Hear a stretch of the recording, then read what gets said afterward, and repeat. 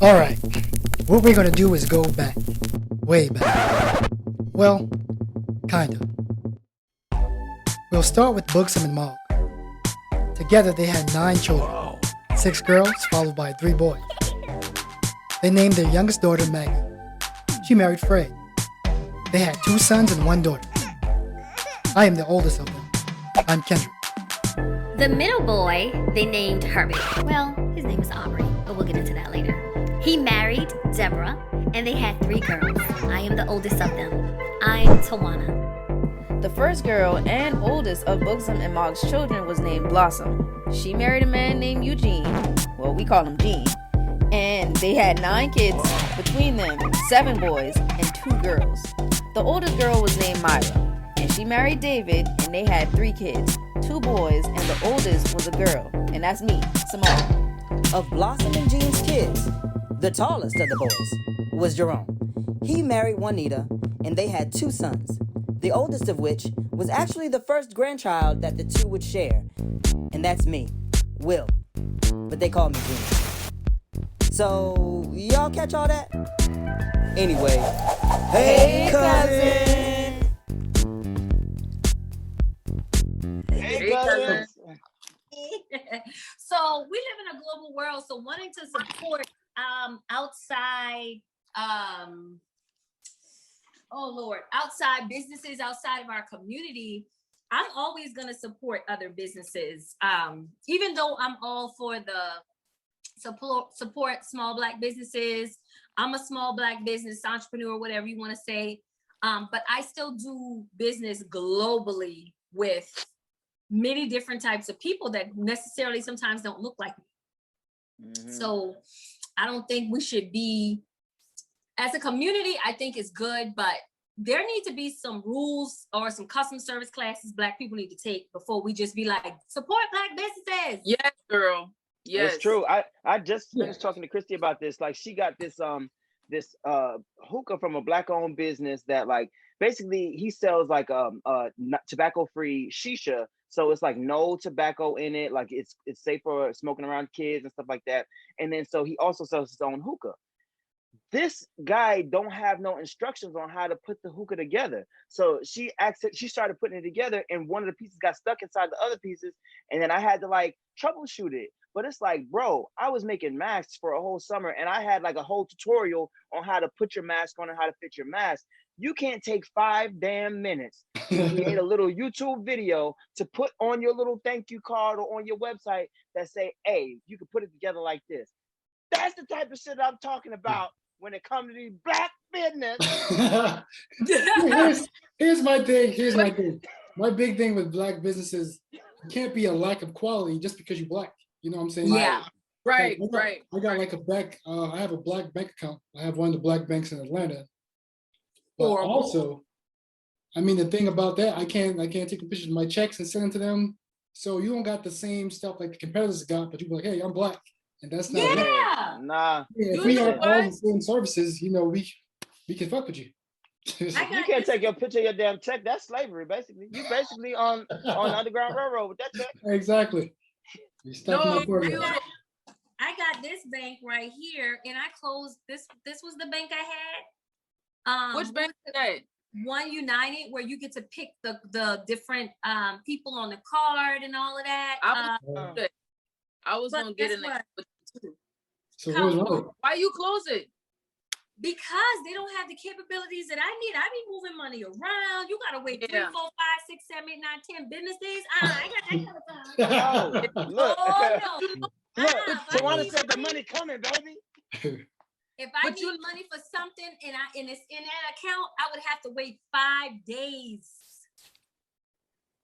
Why? For the money to transfer. Oh, why?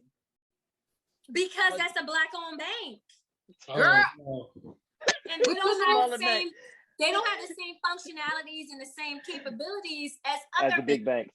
But which is same sad thing with the credit union too. Like the credit union will have your shit sitting in there for like 12 days before you see it a lot of the time. Well, Navy Federal Credit Union ain't like that. No, they don't. Personal business. Yeah, all the time. Bomb. Oh, really? Yeah, I got USAA. They're pretty decent. Yeah, I got them too.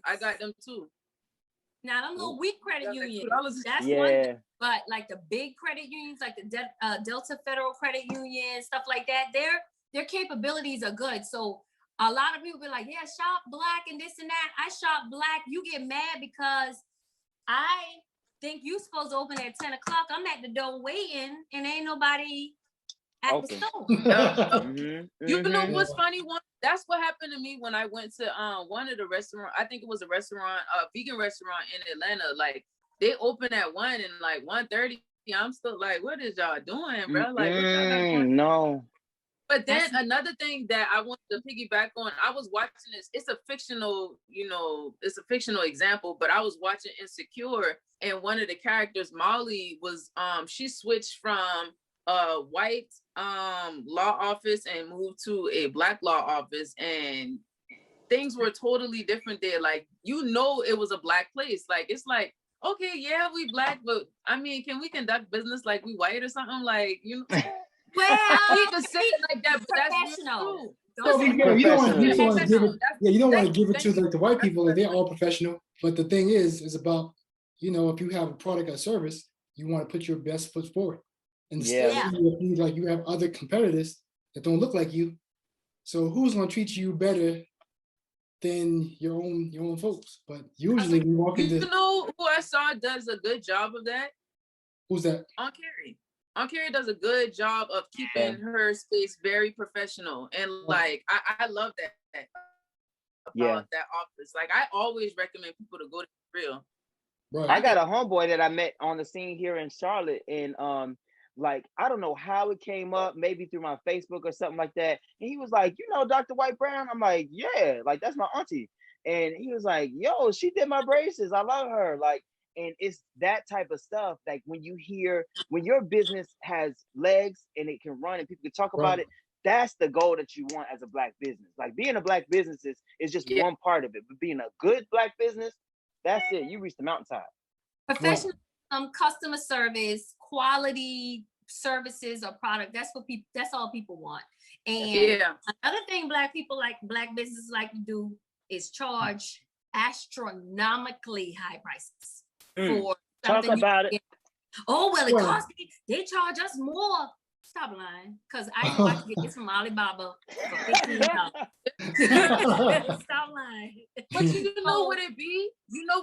A lot of the small businesses really try to make up for the fact that, okay, well, this is my business. I'm going to charge as much as I can because this is my bread and butter and this is all I have. So I have to have my prices high, as opposed to other people who have business funding who don't have to stress. Can I please, Kendra? I would rather price my prices right so I can get that repeat business Absolutely. over time. Absolutely. Than price high as hell and get your business once. What keeps businesses open is repeat customer and word of mouth. And that's a poverty mindset to try to overcharge. You can't make all your money off of one person if you want to. You have to build a relationship. Yeah. True.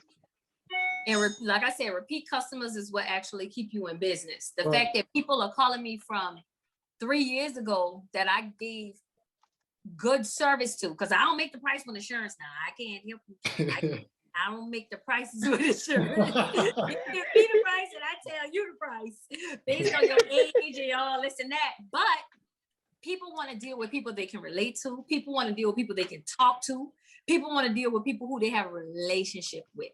So as a as a woman first, as a black woman second, I guess we can switch it around. Black woman first, whatever. As a salesperson, I have to think about relationships, because if I treat you snotty and nasty and this and that, you ain't coming back and you ain't telling nobody about me. No, you're going to tell somebody about you, but it ain't going to be good. Tell them back. They're not coming back either. They're never coming in the first place. So I had to learn that. Yeah. But then the thing about it is, like, people just really don't think like that. You know what I'm saying? They really just like, oh, well, I'm going into business. This is my business. This is my baby. This is how I want to do stuff. And if you ain't with it, then if you got a problem with it, then see the door. Like, man, you crazy? Like, what you talking about? That's like, a poor person. That's a poor person mindset, because Ideally, a business transaction is a relationship between two people. Right. You know what I'm saying? So it's your business, but no money means no business. Right. Exactly. Very true. Exactly. Very true. So yeah, so Black businesses, we need to think about professionalism, courtesy. We need to think about pricing. I mean, everybody's saying price it. If the quality is where that's one thing, but you overprice because you thinking about your bills, that's not how you do things. And a lot of times people start businesses. There's so many people that came to me for like the PPP loans and stuff, helping them with that. Some of these Black businesses didn't even have they had a personal account. They didn't even have no business account. Ain't got no books.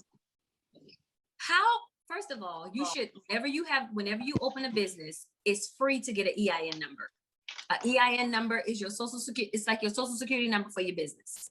The next thing you get is your LLC or your partnership agreement or whatever with the Secretary of State. Depending on what state you in Georgia, it's $100. In California, I think it's like $400. But you get your LLC or your corporation paperwork. Once you get the LLC first and then EIN. Then the EIN number. Right. I did mine backwards. I got my EIN number first, then I got my LLC because I didn't know. If you don't have a mortar business, you don't have to have a business license. Yeah. Okay. Or if you're not selling like it, and sometimes I think it depends on but most of the time business license are required by that county because you're operating out of a space. But your LLC is really all you need with a bank account. If you got those three things, your back office is good. And depending on what type of business you are, you have to, like for me, I cannot operate without E&O insurance, which is errors and omissions insurance. Right. A lot of people like got the loans from SBA, and when the promissory notes and when the forgiveness notes and stuff is going out, the people are asking for their hazard insurance or their liability insurance. And some people don't have that to produce because they ain't even you're not even insuring your business. But you know what? Let me say this, like when people start businesses, I don't think they be knowing I don't know. I'm gonna just speak for myself. Like when I started my business, I did not know what I was doing. I had no clue. All I knew was, okay, this is a hobby that I wanted to turn into a business. So I'm gonna just start selling these. I did not know to get an LLC. I did not know to get an EIN number. I did not know to track my expenses. Like it wasn't until like I got probably until like 3 or 4 months into selling my products that I was like, oh, maybe I should kind of start writing these stuff down because I was forgetting orders. Like I was mixing up orders. Like it was very messy. I ain't even gonna lie. But I was like, man, hold on, I gotta stop and kind of like YouTube what all I need to get. Man, because it was messy all over the place, man. It's important. It's so important that your back office is, in order for you, to me, I feel like in order for our community as a whole to grow, the consciousness of everything has to raise. Like if you're operating a business, you need to actually be, now I will say this, the conversation we're about to have, people may have a different opinion about me, but I'm very, very, very, not only am I educated, but I'm professional. And when I talk to you, you don't know what my vices are. You don't know what I do behind closed doors. Not in a bad way. We'll talk about it. But the level of consciousness when it comes to business, if you want to compete in a global market, you have to be competitive. Absolutely. Yeah. That's true. Absolutely. It's true. And that definitely brings us to tonight's storyline. We are going to, we've gotten heavy week after week, right? And one of the things that can take you away from that heaviness is what some call a vice, right? And so I liken a device. If somebody, let me actually pull up the definition of a vice so that we can all be on the same page as we start here, right? So a vice is defined as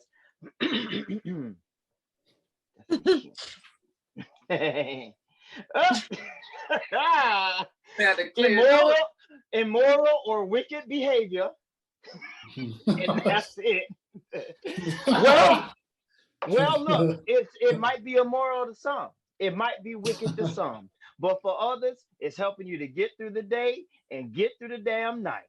So we're gonna take this episode and talk about vices, the antithesis of business and professionalism. But guess what? You do need balance. Like for some people, vices can be a sweets addiction. For some people, a vice can be running for 3 hours at a time. You know what I'm saying? It's the thing that allows you to escape from whatever your norm is.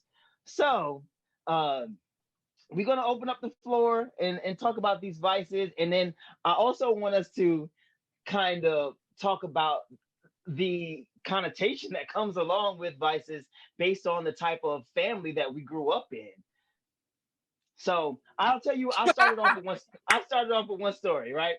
So I grew up and we liquor, none of it flew. Although we did have certain uncles and aunts on actually it was on my granddaddy's side that would always smell like something, but I later found out that it was like dark liquor. So we would have it around, but the conversation around it was moot, right? So it got to the point where I was probably about 14 years old, right? I hadn't drunk nothing. I hadn't smoked nothing. I hadn't done nothing because I was too scared for all of that, too scared to go to hell, too scared for any and all of it, too scared for my parents to find out all of that, right? So I was with my friends, and it just so happened to be church friends. And it's true what they say. The ones in the church be the worst ones a lot of the time. So we had went to the store, walked to the store, right? I had on my like cool after church, like sweatpants and clothes, right? And I'm like, yeah, just hanging with like the older kids, right? I went to the store, I got a root beer. Them got wine coolers, Black and Miles, all of that, right? And then so they was like, oh, you want some of this? I said, oh no, sir, I don't need none of that. Thank you. So I passed the Black and Mild. Boom, test passed. After school special achieved. And then they was like, well, you gonna drink some of this? It was a wine cooler, y'all.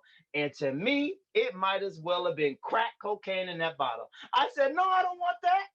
So then what they did was they took my hard-earned root beer that I bought, and they said, we ain't gonna give you your root beer back till you drink some of this. And I said, oh God, what am I gonna do now?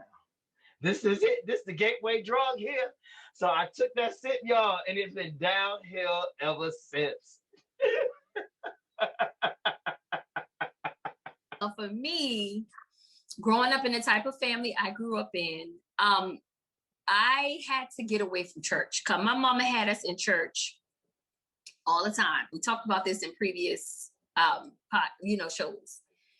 So I started working at 15 on Kiowa Island. Kiowa Island is a resort. And what I learned very quickly is that people who work in the restaurant business, they get to it. They drink, they smoke. Now at 15 years old, I wasn't drinking, I wasn't smoking. I didn't even really start doing any of those things until I was 18 years old. I never drunk, never. Now I did have a sip of some Dom Perignon one time. One of the girls that used to let me, my mom used to let me ride with to go to work and stuff like that. She was like, girl, this Dom Perignon, this champagne. You probably never tasted it again in your life. And I tasted it or whatever. Cause back then, Dom Perignon was kind of like the bee's knees, boo. Yeah, that shit was like $100 a damn bottle. Yeah, it was. So I tasted that, but it was this guy I was dating, and he used to smoke weed, and I was like, why do you smoke that? He was like, I don't smoke, and this is why I get the saying, I don't smoke to get high. He was like, I don't smoke to get high. It's like smoking a cigarette to me or whatever.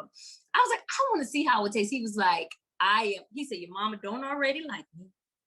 I am not giving you this. I was like, well, you want me to do it with somebody else? So long story short, that I started smoking at 18, and I have been smoking weed since then. I smoked all through college, undergrad. I smoked all through 2 master's degrees. I smoked all during Bank of America investigated it. Like I smoked because it wasn't like I was smoking to get high. I didn't smoke to get high. It was like kind of like an anxiety suppressant for me. Like if I felt overwhelmed or whatever, I grab blunt and it started to suppress my appetite. And the reason why I started smoking so heavy in college is because I used to write. I took a lot of writing classes, and I was in the business building, and that work was hard. And for some reason, when I would smoke weed, my senses was just like, it just kind of like opened up. And a lot of people like, oh, that's all in your mind. You just saying, I'm telling you, it's like I became more creative. I became more in tune. It just made school easy. It was like it's like my coping thing. Like with the kind of work that I do now, sometimes it becomes overwhelming, especially if you're writing a 250-page book and you got to edit it. I like to have it because it helps me cope. It helps me get through the day. I can stay up, and some people go to sleep. I stay up all night sometimes to complete things just because I done hit that bud, that perp. That perp mellow me right on out. Get it done. So for me, that's my vibe. I feel like marijuana was also something that was taken away from us because of the healing capabilities that it gets. I feel like when I got COVID earlier this year, COVID didn't have me. Now, I was very sick, but it wasn't like with the cold and all of that stuff. I didn't have any of those. The only symptom I had was the headache, the loss of appetite and smell, and I was extremely tired, like achy tired, and I was just kind of down from that. But I don't get sick, and I don't know if it's because the only time I'll feel a little bad is because now weed ain't finna help them cramps now. Weed ain't finna help them cramps. You're gonna need some Midol for that, or some Advil or some goodies.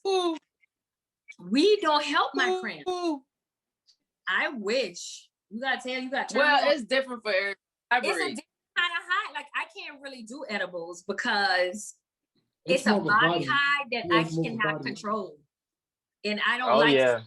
I was so first of all, I have no problem going to sleep. That first edible I took, this ain't shit.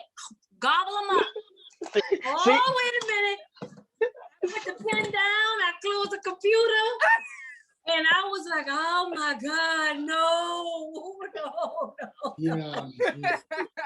But so I do want to say that. So to me, I think smoking weed is more of a head high, and then the edibles is more of a body high. But go ahead, Moni.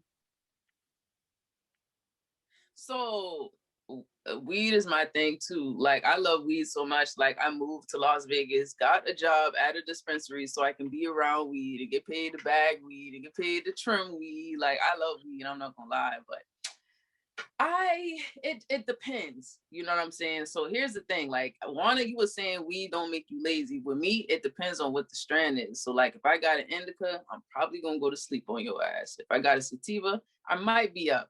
I might. But because we're in South Carolina, like you don't necessarily know what you're gonna get. It's not until you go to where they actually have it in the dispensaries and they can tell you, or if you know the person that's actually growing it, they can tell you. Other than that, it's a hit or miss. So I might, hit the blunt and be like, okay, I'm about to stay up and work. I'm about to finish typing up this script or finish editing this video, and like 2 minutes in, I'm like, knock the fuck out. And it's because I don't know what I got. You know what I'm saying? But of course, for me, that was my thing in college too. I did the same thing in college too. Like my entire college career, I was smoking. Like, because I started smoking, I want to say probably like, I think like the first time I did smoke and was high was 17. Like I remember that shit. Like it was yesterday. It was so crazy because I don't know why I will always have weed. Like I wasn't even smoking and I would have weed. But I think one time my homeboy, he rolled up a blunt for me and he was telling me to hit it, and it didn't hit that. It didn't hit like that. So I still had a little bit of weed left over. So one day I was in class, and this was like my senior year, but me and a couple of my homies, they was like, yo, we about to go to Chinese Charles' house. We about to get high and shit like that. I was like, oh, okay, I got some weed. Like, and I'm volunteering my weed, like giving away the damn weed. But it was like, all right, man, cool. We gonna go over there. We gonna smoke. We gonna roll up the blunt, blah, blah, blah. So we all sitting in the room. He rolling up or whatever. He was like, hey, man, what y'all think about hitting the GB? Which is the gravity bong. This man had a homemade gravity bong. Now, Chinese Charles was literally a Chinese dude, but he used to get high as fuck, all right? So I was like, shit, we can hit the GB. I don't care. Like, it ain't matter. Like, I still got weed. I don't care. Like, it is what it is. Yo, that was the first time I ever got high in my life. And I was fucking high as shit. Like, I've never been that high before again. Like, I was like, I just could not describe the feeling. And the bad thing about that was I had to go and pick up my girlfriend and her friend at the time. And then that just so happened to have been on a Wednesday night. So my dad called me, was like, hey, what you doing? Yeah, you know, we got church tonight. Come on to church tonight. And I'm like, I got these girls with me. I'm high as fuck. Like, I was like, shit, you want me to come? Fuck them. I'm gonna come. Going to church. I didn't listen, man. The joke was so funny. I sitting in the pews looking stupid, like The girl high up in the church like that. I have no idea. Boy, I've been beaming in the church. I've been like, oh, listen. And one of my mom's friends that sang with her on the choir was like up there, like in the seat in front of me too. And she turned around and looked at me because she told me about stories about how she had, you know, used to smoke and shit like that or whatever. So she turned around and looked at me, and I'm like, just smiling up. And then she must have took some time to write drew a little picture of an eye and picked it up and showed it to me. And I just been looking at her like, and I'm laughing too now. I'm like, oh, man, listen, that I will never forget that day. I'm very appreciative of that day. However, I really, really thoroughly enjoyed myself. And I realized that day that I was fucking high. I was like, damn, I'm high as shit. But ever since then, I would smoke. Like it wasn't something that was continuous until I went to college. Like everybody was smoking. Oh my God, everybody was smoking weed, like for real. It got so bad to the point where I was like, yo, I can't wait till I get an apartment on campus so I can smoke. And that was actually a bad idea. 420 one year, I had a smokers party in my apartment on campus like a dummy. Campus police definitely picked my motherfucking ass up and took me to Effingham. So I spent the rest of 420 in the fucking jail, but I was high as shit. I ain't even that kid even then. I was like, man, I ain't care. I ain't getting out tomorrow on a PR bond. I don't give a fuck. Like, whatever. But again, I was even after that. Like when I went back to my apartment after that, I saw that they kind of had raided my room, fucked my room up. Still didn't find my weed, and I got my weed and I smoked right after that too. I was like, man, listen. It's a part of the journey. I just got to know how to balance this stuff. I'm gonna smoke, take your ass off campus. You know what I'm saying? Like, it is what it is. But it did help me study too. They were nice, but we would have to stay up so freaking late to just get work done. And then I had a job too, so it was like a stress reliever. You know what I'm saying? And it did kind of help with anxiety too.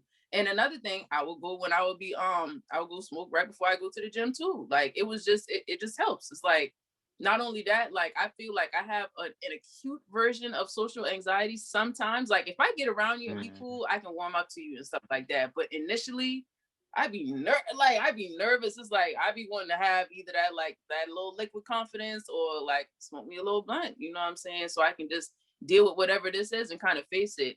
Although there has been times where I would just like stop smoking just so I could find different ways to deal with anxiety or different ways to deal with social anxiety and stuff like that. But I was just like, man, I like smoking. Like, what the fuck? I'm not going to torture myself and not smoke for whatever reason, unless it was like for a job or something like that. But we ain't doing that no more, babe. We ain't doing that no more, babe. I love me some weed, but I'm starting to like wine too. Wine is really cute. Wine to take you for sure. Yeah, but yeah, that's all I love wine. I love all kinds of wine. One of my bucket lists is to visit Napa Valley. I definitely want to do that. It's an amazing time, beautiful time, beautiful place, beautiful time. Yeah, you feel real fancy and real Anglo-Saxon out there. That's what's up. Yeah, I like wine. It's real cute. Go ahead, Kendrick. All right, so we definitely a weed family probably. But the funny thing is, I didn't start until like later in life. So I smoked maybe 2 times. One time, like around 19, I came home from school, smoked with some friends, and it was like just the wildest night. So we're on the island at the old folks' home.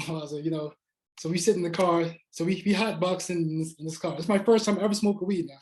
I'm home for the weekend, and I got home and it took me about an hour to eat a bowl of cereal because I kept putting parts of the bowl together. Like I pulled the bowl out, I pulled the cereal out, and I kept forgetting. And it was like a crazy night.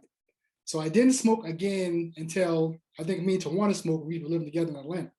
And that was a crazy night. So I was like, you know what, this weed thing might not be for me. So I think that was like in my early 20s. I didn't start smoking again until like in my 30s. So I started smoking before I left Atlanta to move to DC. And of course it's legal there, so I got my card and all that stuff. And like you were saying, Simone, once you start knowing the different strands and that kind of stuff, certain strands kind of affect you differently. For me, I'm analytical, so I get super present when I'm high. So if I give myself some type of task and I smoke, that's just getting done efficiently as hell. You know what I'm saying? If it takes all night, I'm on it. So now I live in New Mexico, and I actually got my grow card. So me and a friend of mine have been growing, it's like about 4th or 5th harvest. So I'm actually growing cannabis legally. They got cards and papers. Don't try to call people on us. But the experience I've had from it since then, I go to the gym, smoke, go to the gym, kill it. I don't even drink anymore. I mean, we grew up drinking, like, I never really consciously said, okay, I'm gonna stop drinking. I just kind of stopped. You know what I'm saying? My diet, it's kind of different. So I actually kind of eat healthy, like by default. Again, I always tell people when it comes to weed, if you give it a job, it'll do the job for you. But you gotta find your strain too, though, because some of those strains that have you like on some other shit. So you got to find the strains that work best for you. I'm like a more OG person, OG Kush. OG perp. Yeah, I'm good with that. That's me. Ass, I don't know what that is. Do not give me that, because I don't know what. You don't want that Zaza? You don't want that Zaza? I don't want that. Give me the old people weed. Give me the perp. No, we're growing like some premium stuff. So I get my stuff in the dispensary here, but I'll last harvest. Yeah, we about to do something out here, but that's what's up. So yeah, top quality stuff. I wanted to say that modern research suggests that cannabis is a valuable aid in a wide range of clinical conditions. That's the first thing. These include chronic pain relief, neuropathic pain, glaucoma, Alzheimer's. It's highly effective in treating the side effects of chemotherapy, which includes nausea and vomiting. One of my good friends, her mom passed away when we was in college, but the hospital allowed her to smoke weed because she would be so sick from the chemo. And so she would smoke the weed or whatever and feel 100% better. Like, you know what I'm saying? And going to a school in Georgia, a lot of kids from Atlanta used to go to the school that I went to or whatever. And when I tell you the kids in Atlanta be smoking with their mama and daddy, like it's a cigarette. When I tell you Atlanta, moving to Atlanta introduced me to like weed is like, we used to sneak around trying to hide and all that. You ain't got to do none of that. And now it hasn't been approved or legalized here, but there is so much information about it. Anything I do, I always research. And I caught myself researching it in 1970. They actually took cannabis off the market because number one, they couldn't figure out a way to tax it. So they said, oh no, we're taking it off the market. Y'all can't have this, and made it illegal. When in fact, it was used for many, many years to like I said, it improves lung capacity. You would think now, people would think that, oh, because you smoke, it messes with your lungs, but it like how they able to go work out after they smoke, you wouldn't think that would make sense, right? It's proven. It helps you lose weight because sometimes it'll give you the munchies, and then sometimes it'll suppress your appetite depending on what type of strain it is. It fights cancer. Cancer runs very heavily in our family. Everybody know that. So when I found that out, I was like, I don't care. If Jesus Christ come and say to Tawana, okay, I don't want you to smoke, then I'll listen to him. But him and God. But if them two don't say it, I'm gonna keep smoking. It also helps treat depression. It shows it basically regulates seizures. It mends your bones. It helps with ADD and ADHD. It treats your eye problems. It alleviates anxiety. It's slow development of Alzheimer's diseases. So as we age, you know, one of the things that people say we should do is take the fish oil for our heart and also for our memory. But weed can actually help with that. It deals with pain linked to arthritis. I mean, it's just so many different. It helps with and it helps with alcoholism, because just like Kendrick, I don't have the desire. Like if I show y'all my little bar over there from my birthday, I bought a lot of liquor for the party, and most of it is still over there because I'll drink on the weekend sometimes, but I'd rather smoke my cigarette. Smoke my cigarette. I cannot. Right. I would. Right.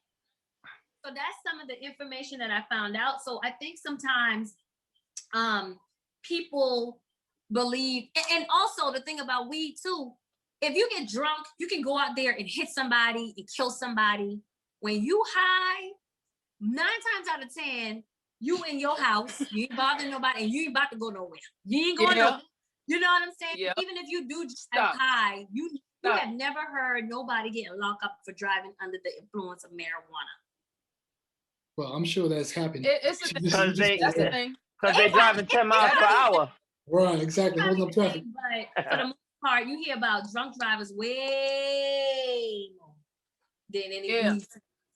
Another thing I wanted to add is like that was another reason why I kind of okayed myself to go ahead and smoke, was because I did my research on it too. Because a lot of people were saying it's so bad and stuff like that. And I'm like, let me research this stuff for myself just so I can see what really, you know, what's the hype about it? You know what I'm saying? What everybody's so mad about. So I literally watched like a documentary on it, and they were saying that, one, you are right, they did know how to tax it, but two, there was also a whole thing about doctors getting upset because they would say that white white women would smoke weed and they would want to get with black men, whereas I promise you that was it's a part of propaganda. Propaganda. Yeah. Mm-hmm. Yeah. They were really big on that.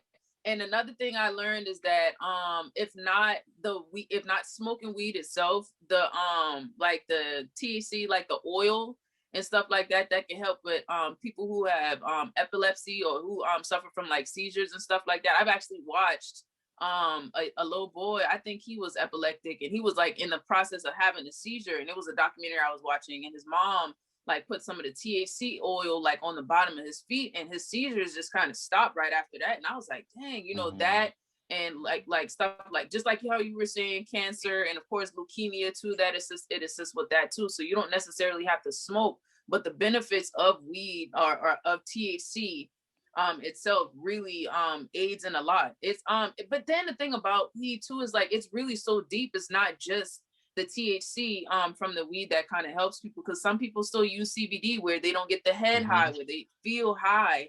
They actually just kind of feel it in the body, but it's not like a lazy type of feeling. You know what I'm saying? It's just like a little relaxation type thing. You know what I mean? So I sell CBD. And I use the creams. I use stuff on my body for it because it's holistic. So holistic living is kind of like the lifestyle that I'm adopting.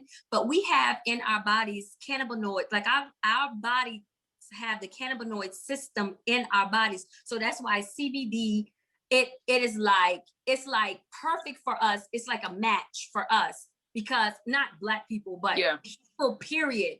We have a cannabinoid system in our body that basically says, oh yes, this is good. I need this to, you know what I'm saying, take care, you know, to heal and to whatever. I can send y'all a video, but the benefits. It's called the endocannabinoid. It's called the endocannabinoid system. That's the system. So we have receptors in our body that are made to kind of receive that. We don't have that with alcohol. We don't have that with any other drug. So that's why I was like, hold on, the body got a whole system created for. I was like, man, weed for us. What you talking about? Cannabinoid system that is like we have receptors for that. So there's no system designed for alcohol. When like alcohol is like a poison to the body. You know what I mean? So I'm all for anything weed related, whether it's THC, CBD, or hemp, or like, girl, yes, let's go. The hemp baths, like girls, like more and more females in their spa businesses, they have that detox for your foot, and they also have the hemp baths that girls are taking or whatever. Mm-hmm. Big Lot sells the hemp salt. It's like the salt beads. Let me tell y'all something. I put that hemp salt thing in my bathtub with a little bit of that Dr. Teal's, and I'll wash my face with some lavender scrub. When I get out that tub, I was like, okay, I'm gonna go downstairs and finish. When I say man down, man down. Okay, it relaxed me so, like it was, that was some of the best sleep that I ever had, because it relaxed my body, it relaxed my mind. And I think those are the things that we need to be able to cope with everything that's going on, and the running and the this and that. So no, I'm not telling you guys to become weed heads or anything, but I want people to have our podcast is about having an open mind. Because for so long we were told this was bad, you shouldn't do this, you shouldn't do that. And we had to relearn a lot of things. And in relearning, you know, for me, especially with the connotation with weed, you were just scared to do that around. Like my mama, them, weed. I know you're smoking that dope. I know you're smoking that dope. Right. Like dope. Come on, the flashlight in the daytime. What you got? What you out Look at y'all. Let me see your eye. Let me see your eye. Don't come in here with that. And my mama, she used to try to be slick, so I started. Can't look at my eye now, boo. Can't look at my eye. And I do want to say this one last thing, and Mona, you can go. When I worked at Red Lobster in college, I was around being like a 18, 19, 20, well, I'll say about 20, 21-year-old. I was around grown people that was doing shrooms, cocaine, all kinds of stuff. And two of my girlfriends who was in the car, two of my girlfriends from Red Lobster that I used to work with, it was like, you want to, first they asked me if I wanted to hit some cocaine. I was like, oh, no. Crack! Ain't even the same thing, but still. Hey, oh, no. Oh, no, you don't. I ain't doing that one. I said, y'all, I only smoke God-made stuff. I don't smoke no man-made. There was like cocaine come from the ground. I'm like, look, they done been processed a bit. I don't know. No. It'll put you back in the ground too. No, thank you. Y'all can go ahead. One of my girlfriends that tried it, y'all, she literally got strung out on it. When I tell y'all, that girl was so skinny. And you know, cocaine is like a different high from it's like a huge rush of caffeine. I don't know, and I don't care to know. And I ain't knocking nobody who that's your little functional thing. That ain't for me. That's just not for me. And I said all of that to say, like, I wasn't peer pressured into doing other type. Like a lot of people be like, that's a gateway drugs. A lot of guys that we went to school with, Kendrick, they were smoking weed in the bathroom when we was at school, in high school. And a lot of them are now rolling their weed with cocaine and stuff like that. And I'm like, how does it go from that when I literally have been partaking in weed for at least 20 years now, and I have no desire to kind of go into any type of other drug, like none. I'm totally like, no, you know? So a lot of people like, oh, weed is a gateway drug. Just say no to drugs. Sometimes, so here's the thing. I went to Howard, and Howard, they got a little bit of everything, all right? So I have tried other things, and we'll leave it at that because ain't much legal and y'all not about to lock me up. So I've tried other things, but the thing with that, I've kept an open mind about certain things, right? And I would try it, but I didn't get the romanticized feel that they say is supposed to give you. And at that point, I'm like, all right, well, I dipped my toe in. I ain't about to get, tossed in the deep end after this point, because my biggest fear is trying something and then getting strung out, yo. Like I'm telling you, like I feel I'm a Pisces. I feel like we are made to have addictive personalities, and you're not about to have me out here strung out on somebody heroin. So no, thank you. Keep your needle over there. and and when it comes to like my personal vices, like even the weed, I can't do the weed. And even like growing up, like everybody, I'm the only person on the phone that probably doesn't have the relationship with weed that everybody else does.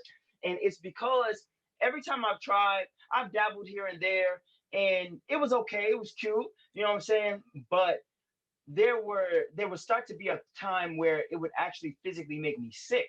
Like as soon as I smoked, my nose would close up, my throat would get scratchy, and then after a while, when I would still try it, like I would only do it occasionally. So this was over like a span of years where I was just like, okay, well, I'll give it a try. Like if it's around, it's around. Like I never like bought or anything like that. But then it got to the point where every time I would try, and this is regardless of weed that you smoke or edibles. Like, and I'm talking like even things straight out the dispensary once we got older and those things opened up. Projectile vomit, y'all, congested. And then I just so happened to be researching one day and I found out that the weed plant is on the same strain as apples are. And I'm allergic to apples. So there are people who can actively be allergic to weed just on the strength of it being in the same plant family as something that they are allergic to. And I'm one of those people. Like, especially this one time, I got a quarter of a gummy edible from Cali, right?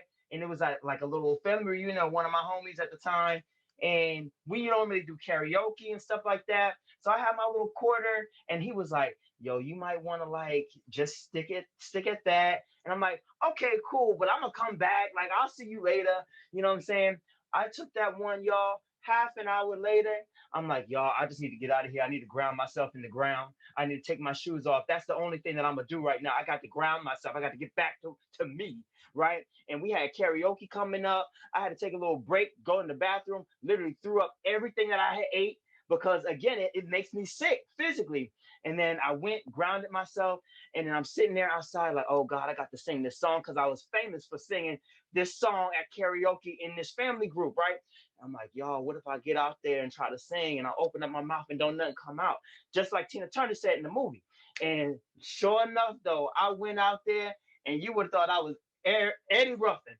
And Eddie Ruffin out there dancing high, singing Rick James when I was a young boy. I gave it to him, though, y'all. I gave it to him from the top to the bottom. But that was one of the moments where it hit me and it said, look, this might not be your thing, brother. So to this day, somebody could offer me some weed, but I know it's more trouble than it's worth for me personally. But now some liquor, I'll take a little bit of that now. I'll put a little something in my cup. I wanted to piggyback off of what you was talking about, Juana, where you started. It's so funny that you said this. You was talking about shrooms, and I wanted to talk about that too because that's another psychedelic as well. That's from the earth. I haven't necessarily tried it yet, I've tried it. They say you have. Yep, I tried like for the first time here recently, and yeah, we gotta hear that story. It's like. Please. It wasn't a bad experience. I've heard some people, if you take too many, it could get ugly. Like you end up on the baseball field of the Atlanta Braves. That's what somebody ended up on the Atlanta Braves field. You get out there. Don't know. Mushroom power. Took that mushroom powered up like Super Mario. Yeah, it's like streamlines. It's a very crystal clear type experience. I call it the experience. It's not quite like weed. It's like weed, but super like 4K weed to me. And so it gets you very clear. You really think things out like step by step. It takes you like down a whole lot of different mind tunnels and shit. But see, that's what the effect was for you. The effect right. that somebody else. So it's just like Junie said, the effect of weed for him was I'm kind of allergic to it. I can't every single time I try to smoke this thing, I throw up, I feel horrible. That's not the experience you're supposed to have. That ain't what you're searching for. The only other drug that I have ever done, well, I don't consider weed a drug, but the only drug that I've ever done is, what's the one called where people ecstasy? Oh. Yeah. They did offer me ecstasy, and I was like, they was like, you and us, nothing's gonna happen to you, Tawana. You always be trying to be scared. And I'm like, okay. And like Kendrick was saying, it for me, I stayed up all night. I did not feel like they say ecstasy is supposed to make you feel like real, like, horny or whatever the case. Not me. Nothing. Momo. Not me. Listen, to one, I had the same experience. Like I tried it twice actually, and each time I'm like, y'all feel sex together? No, like anybody else feeling sexual? I don't feel it. I don't feel sexual. Extra chocolate. I don't want that. I don't want it. Let me tell you, we did it. So what happened was, and this was years ago. I'm talking about years ago, like 20 years ago when I was in college.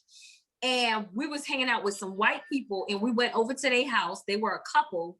They gone. So me, my friend, me and my two friends, we were just sitting there. They had the psychedelic thing going on the TV, and they were just looking at the thing. And I'm like, what the fuck? What is I want to go home. This is boring. This ain't shit. I ain't never do this no more. But I never did it again, because after I read the effects of it burning a hole in your brain every time you take one, I was like, no, I can't be doing stuff that's gonna tear my body down, mess my liver up.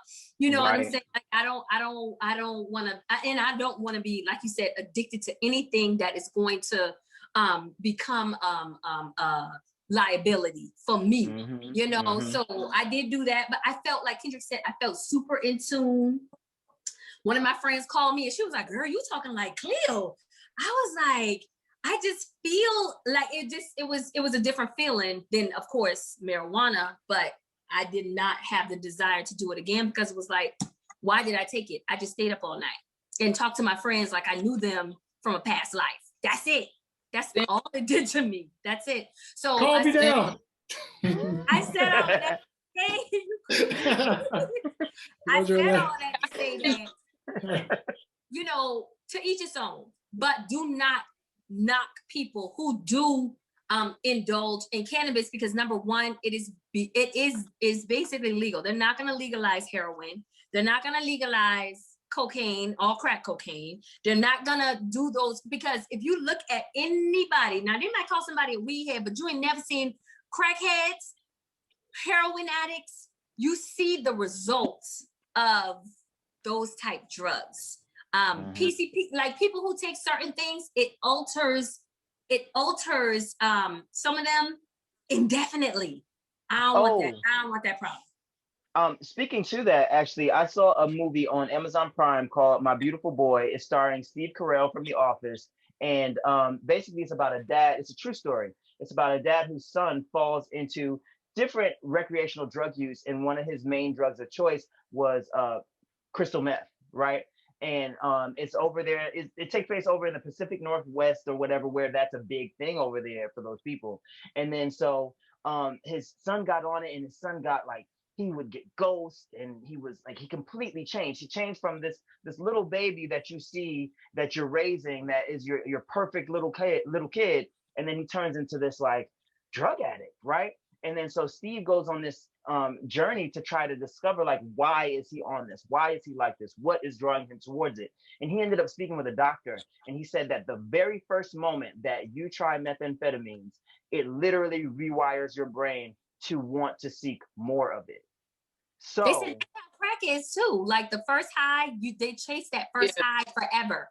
And you can never be normal again. People would be the same thing about weed too, though. Like people would be saying the same thing about weed. Now, I don't even know how accurate their description of that was either. But something I did want to say, they didn't legalize it, but in Oregon, heroin is decriminalized because I saw some people posting about it before, and I was like, hold on, I know people was like kind of tripping off that before. I think it was like earlier this year or last year or something like that.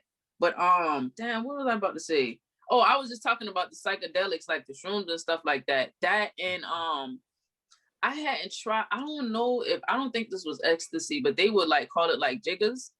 But I remember the first time I tried to jiggle, like I was just up looking dumb. Like I remember I went to the club with a homie of mine and my other homegirl, and we was just like, I'm telling you, I was just looking so dumb. Like I'm not gonna lie, I was like, this is not a good feeling because I know I look stupid right now. Like normally when I go to a club, I be chilling, like I be dancing, like I be like having a good time and stuff like that. But that time I'm just sitting there looking like this, like just watching everybody. Like, like what the hell going on? And then I think the next time I tried it, it was literally like an upper, like literally to make me stay awake. Like, so I knew I had like a lot of projects and a lot of deadlines that I needed to take care of before I went to sleep. So I remember popping one of those things, and I was up for a long time. So I was like, you know what? Maybe I could not do that. And if I fall asleep, well, the white kids, Simone, they take the Adderall. No dose. Adderalls.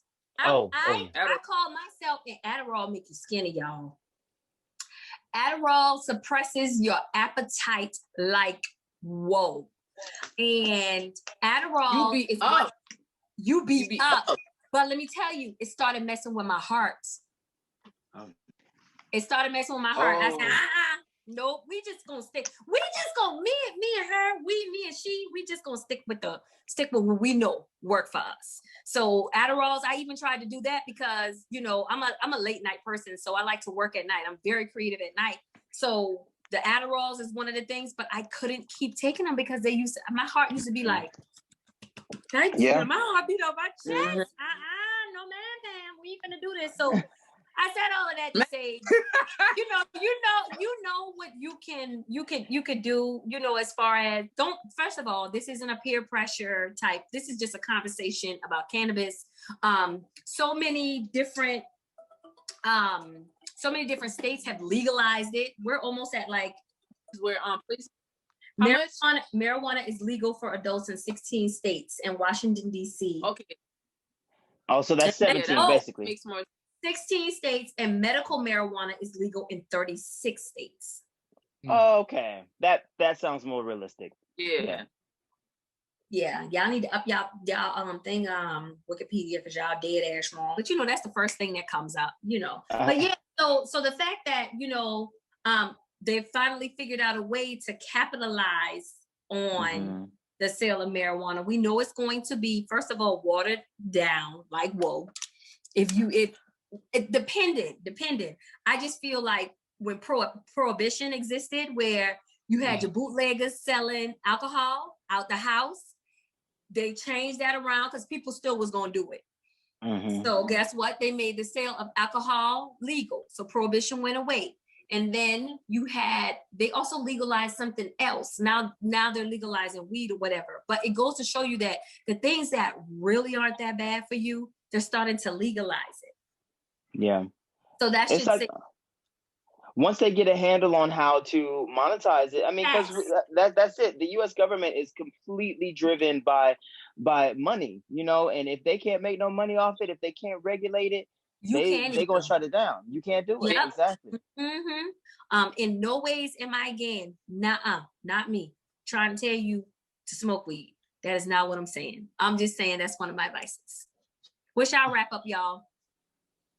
My wrap up is to, again, like y'all was saying, just keep an open mind. You never know the benefits of some of these things. Like people will just be like, oh, you always smoking, you a weed head, you always smell like weed. Like, man, I'd rather smell like weed than be reeking like alcohol all over the place, like potentially put myself, people's lives in danger. You know what I'm saying? Now, I know you love a little liquor, Junie. You love a little liquor now, but I'm not really big on that. But yeah, just kind of keep an open mind when it comes to stuff like that, and don't be so judgmental. You never know what people are smoking for. Some people literally smoke weed only because of their anxiety. So you know you never know what people are dealing with. So just mind your business. That's all I got to say. Yeah, well, I mean, you definitely want to do your research on anything that you're going to partake in. So I'll just say that. That's one thing about me. I like to know exactly, like, what's the outcome? what's the end game here? I don't be nobody chicken coop. Looking like smoke. Right, Smokey. Yeah. So yeah, definitely do your research. And just like we said, we're not really pushing it, but it's just kind of like, you know, some things that we are into. So that's it.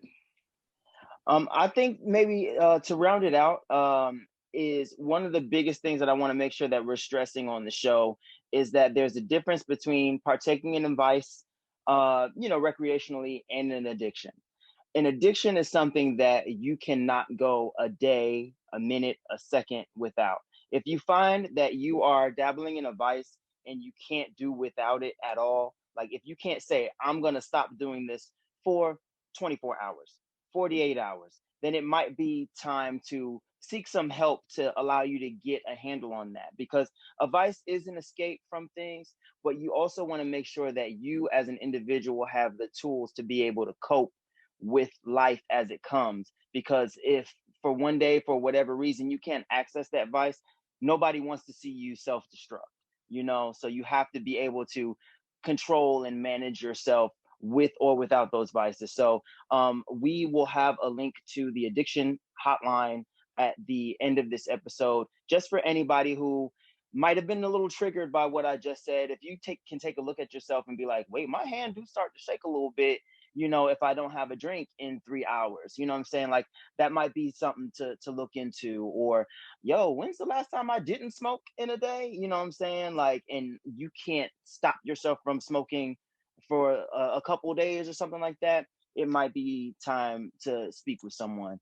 But yo, if it's up, then it's stuck, you know?